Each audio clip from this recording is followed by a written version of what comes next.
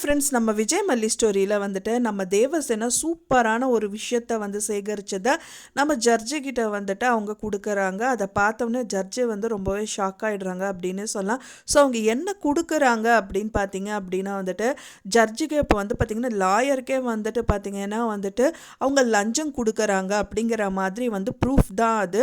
என்ன லஞ்சம் கொடுத்தாங்க அப்படின்னா தேவசேனா கிட்ட முதலே வந்துட்டு இந்த கதிரேஷன் வந்து டைமண்ட் நெக்லஸ் கொடுத்துருப்பாரு. அது அவங்க வீடியோ எடுத்து வச்சுட்டு அவர்கிட்டயே வந்து காமிச்சிருப்பாங்க.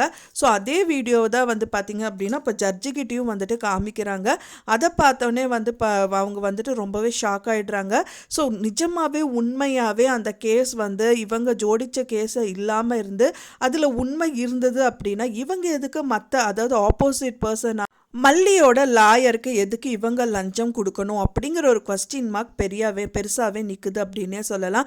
ஸோ இதுலேயே தெரியுது அவங்க ஃப்ராட் பண்ணுறாங்க அப்படின்னு சொல்லிட்டு ரஞ்சிதா வந்து பொய்யா வந்து ஜோடிச்சிருக்காங்க அப்படிங்கிறது இதில் கிளியர் கட்டாக அவங்களுக்கு தெரியுது. அவங்களே கண்டிப்பாக ஜட்ஜை யோசிப்பாங்க, எப்படி வந்து இவங்க வந்து நிஜமாகவே உண்மையாக வந்து வாதாடுற மாதிரி இருந்தால் அவங்க சைடில் வந்துட்டு மல்லி ஒரு வக்கீல் அதாவது ஒரு லாயரை வச்சு வாதாடும் போது இவங்க எதுக்கு போய் தடுக்கிறாங்க. ஸோ மல்லி வந்து அவங்க லாயர் தடுத்தா ஓகே, அப்போ வந்து கண்டிப்பாக விஜய் தான் கொலை பண்ணாங்க, ஸோ அதை வந்து இது பண்ணுறதுக்காக பண்ணுறாங்கன்னு சொல்லலாம். பட் ஆனால் அவங்கள ஏதாவது கதிரேஷன் வந்து பார்த்திங்க அப்படின்னா வந்துட்டு இவங்களோட லாயரை தான் மல்லி வந்து வச்சிருக்கிற லாயரை வந்துட்டு இந்த மாதிரி விஷயங்கள் வந்து பண்ணுறதுனால இதுலேயே வந்துட்டு பார்த்திங்கன்னா அவங்க தப்பு பண்ணியிருக்காங்க, இது பொய்யா ஜோடித்த கேஸு அப்படின்னு கிளியர் கட்டாக தெரியுது அப்படின்னு சொல்லலாம். ஸோ அதுவும் வந்துட்டு அவங்களுக்கு ப்ளஸ் பாயிண்ட்டாக நிற்குது. இன்னொன்று வந்து பார்த்திங்கன்னா தேவசேனா முதலே வந்து மல்லிகிட்ட சொல்லியிருப்பாங்க, இப்போ ரஞ்சிதா மட்டும் கோர்ட்டுக்கு இந்த டயத்தில் வராமல் இருந்தால் ரொம்பவே நல்லா இருக்கும் அப்படின்னு சொல்லியிருப்பாங்க. ஸோ அதே மாதிரி தான் வந்து பார்த்திங்கன்னா ரஞ்சிதாவையும் ராஜியும் வந்துட்டு அன்னபூர்ணி அம்மா வந்துட்டு ரோட்லேயே வந்துட்டு டிராஃபிக்கில் ஏதோ ஒரு உருட்டை மிரட்டு சொல்லி ஏதோ ஒரு விஷயத்தால் நிறுத்தி வச்சுருக்காங்க. ஸோ கரெக்டாக வந்து பார்த்திங்க அப்படின்னா வந்துட்டு அப்போ தான் வந்து கேட்குறாங்க, யாருன்னு கேட்டிங்க அப்படின்னா தேவசேனா வந்துட்டு இந்த கேஸில் வந்து மெயினாக சாட்சி சொன்னவங்கள நான் வந்துட்டு கேட்கணும், அவங்க நிற்க வச்சு கேள்வி கேட்கணும் அப்படின்னு சொல்லிட்டு ஜட்ஜிக்கிட்ட பேசிகிட்டு இருக்கும்போது அவங்களும் ஓகே அப்படின்னு சொல்லிடுறாங்க. அப்போ தான் வந்து பார்த்திங்கன்னா ரஞ்சிதாவை கூப்பிட ஆரம்பிக்கிறாங்க. ஆனால் ரஞ்சிதா வரலை. ஸோ அந்த டைம் பார்த்து பார்த்திங்கன்னா கதிரேஷன் வந்து பார்த்திங்கன்னா இவங்க கிட்ட ரஞ்சிதாவுக்கு கால் பண்ணுறாங்க. கரெக்டாக ரஞ்சிதா வந்து பார்த்திங்கன்னா ரோட்டில் நின்றுட்டுருக்காங்க. அப்போ தான் ராஜிக்கிட்டையும் சொல்கிறாங்க, ராஜிமா கதிரேஷன் கால் பண்ணுறாரு அப்படிங்கிற மாதிரி சொல்கிறாங்க. ராஜி என்ன பண்ணுறதுன்னு தெரியாமல் ரோட்டில் நின்றுட்டுருக்காங்க.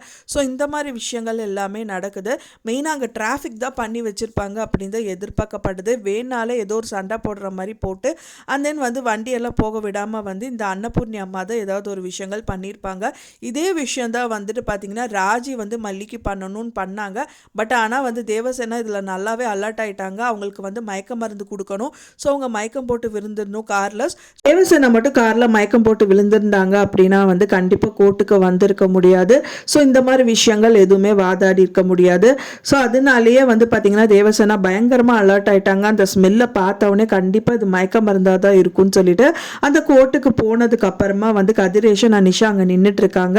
அவங்கள பார்த்துட்டு பேசிட்டு இருக்கும்போது, என்ன சார் இது நீங்கள்லாம் வந்து பழைய விஷயமெல்லாம் நீங்கள் வந்து கையாண்டுட்டு இருக்கீங்க, புதுசாக இது ஏதாவது இருக்கிறது ட்ரை பண்ணலாம்ல அப்படிங்கிற மாதிரி சொல்கிறாங்க.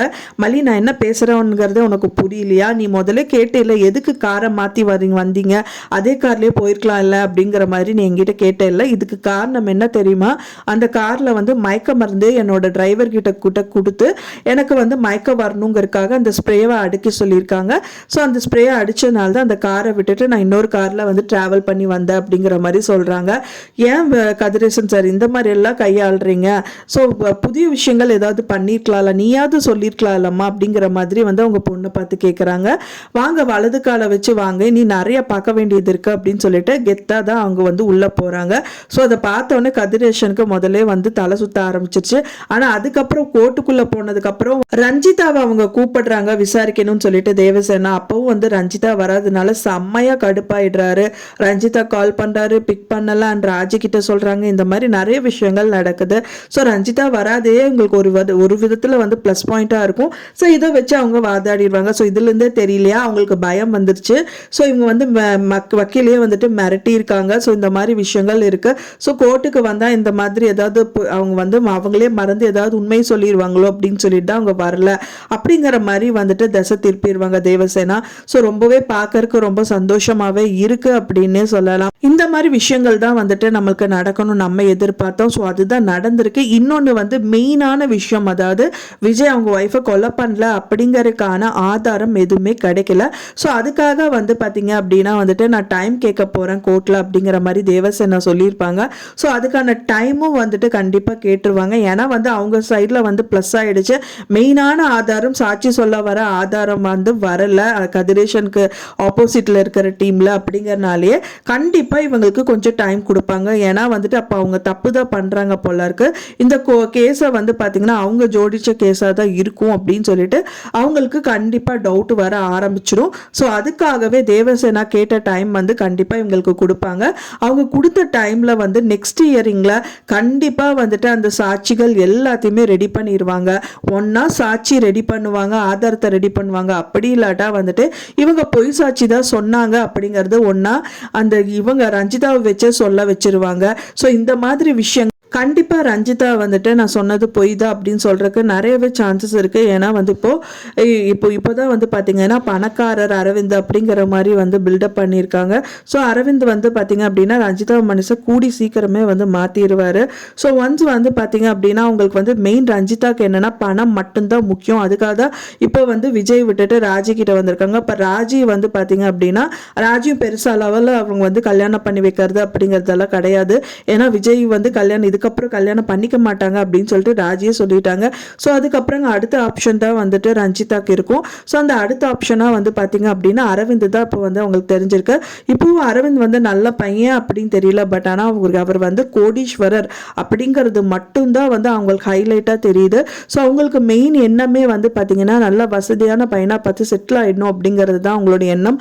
ஸோ அது அடுத்த பாயிண்ட் ஆஃப் வியூவில் வந்து பார்த்தீங்கன்னா அரவிந்த் இருக்கிறதுனால ஸோ கூடி விரைவில் அரவிந்தை வந்து லவ் பண்ண ஆரம்பிச்சிருவாங்க. அந்த அரவிந்த் வந்து லவ் பண்ணிட்டாரு அப்படின்னா வந்துட்டு அரவிந்த் மூலியமாவே வந்துட்டு இந்த விஷயங்கள் எல்லாமே வந்து விட்டுரு, நீ என்ன கல்யாணம் பண்ணிக்கிற அப்படின்னா வந்துட்டு கண்டிப்பா விஜய்க்கு வந்து எதிராக நீ சாட்சி சொல்லக்கூடாது, கோர்ட்ல போயிட்டு இந்த விஷயங்கள் எதுவுமே நான் பார்க்கல, நான் ஏதோ ஒரு கட்டாயத்தால தான் பண்ணேன் அப்படிங்கிற மாதிரி சொல்லிடு அப்படின்னு சொல்லிட்டு சொல்றதுக்கு நிறையவே பாசிபிலிட்டி இருக்கு. ஸோ அதுதான் நான் வெயிட் பண்ணிட்டு இருக்கேன் ஃப்ரெண்ட்ஸ். நீங்க என்ன நினைக்கிறீங்க அப்படின்னு சொல்லிட்டு உங்களோட கருத்துக்களை மறக்காம எனக்கு கமெண்ட்ல ஷேர் பண்ணுங்க. நான் சொன்ன தகவல் உங்களுக்கு பிடிச்சிருக்கும்னு நினைக்கிறேன் ஃப்ரெண்ட்ஸ். பிடிச்சிருந்தா மறக்காம லைக் பண்ணுங்க, ஷேர் பண்ணுங்க, கமெண்ட் பண்ணுங்க, சப்ஸ்கிரைப் பண்ணுங்க. மேலும் இன்னொரு மல்டி சீரியல் அப்டேட்டோட நெக்ஸ்ட் மீட் பண்றேன். தேங்க்ஸ் ஃபார் வாட்சிங் மை டியர் ஃப்ரெண்ட்ஸ். நெக்ஸ்ட் வீடியோல பார்க்கலாம்.